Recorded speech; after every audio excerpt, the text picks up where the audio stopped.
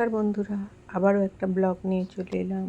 আমরা সাহারানপুর থেকে যখন আমাদের বাড়ির দিকে রওনা দিই, মানে হাওড়ায়, তখন ট্রেনটা কিন্তু খুব সুন্দরভাবেই এসেছে। কারণ আমরা ট্রেনে ওঠার পর কিছুটা খাওয়া দাওয়া, মানে মুড়ি ছিল সাথে, সেই সব খাওয়া দাওয়া করে পুরো ঘুমিয়ে যাই।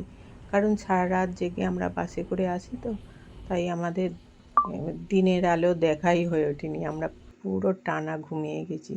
বিকেলবেলা উঠে আমরা বাইরে থেকে একটু খাবার অর্ডার করি। খাবার অর্ডার করার জন্য আমরা বেনারসটাকে চুজ করি।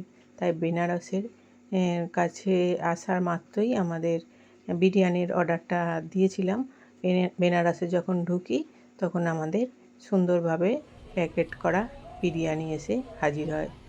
বিরিয়ানিটা দেখে সবাইয়ের মুখ একদম হাসিতে ভরে উঠেছে, বিরিয়ানি খাবে বলে। আর আমাদের বিরিয়ানিটা ছিল কাবাব বিরিয়ানি।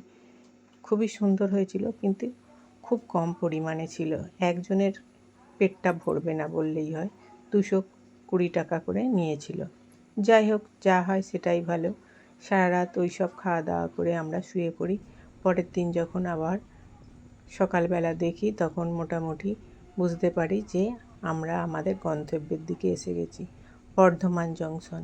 বর্ধমান জংশন যখন পার হই তখন মনে একটা শান্তি হলো যে যাকগে, এবার আমরা বাড়ির দিকে চলেই এসেছি প্রায়, আর বেশি রাস্তা বাকি নেই।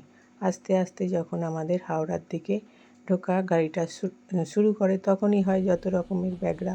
ট্রেনের সিগন্যাল পাবে না, ঢিক ঢিক ঢিক ঢিক করে যাবে, অনেক রকম ফ্যাচাং হয়। সেই সব কাটিয়ে আমরা হাওড়া স্টেশনে প্রায় 12টার সময় এসে নামাই। আধা ঘন্টা লেট হলো, কিন্তু ঠিকঠাক টাইমেই এসেছিল। কিন্তু আগের দিন রাত্রিরে একটা বাচ্চার বার্থডে ছিল, যেটা আমরা ট্রেনে কাটবো বলেছিলাম, কিন্তু আমাদের সঙ্গে যা বিপদ গেছে সেটা আর হয়ে ওঠেনি। তাই হাওড়া স্টেশনে যখন আসি ওই সময় ট্রেন ছিল না, তাই আমরা এই বাচ্চাটার বার্থডে সেলিব্রেশন করে নিই। খুব আনন্দ হয়েছে জানেন। এই সময় যখন হাওড়া স্টেশনে আমরা কেক কাটি, অনেক লোক দাঁড়িয়ে দাঁড়িয়ে দেখছিল, খুব ভালো লাগছিল। আর বাচ্চাটাও মন থেকে একটু শান্তি পেল যে আমার অন্তত কেকটা কাটা হলো। যাই হোক নাই বা 2 দিন অপেক্ষার ফল বলে মিঠা হয়।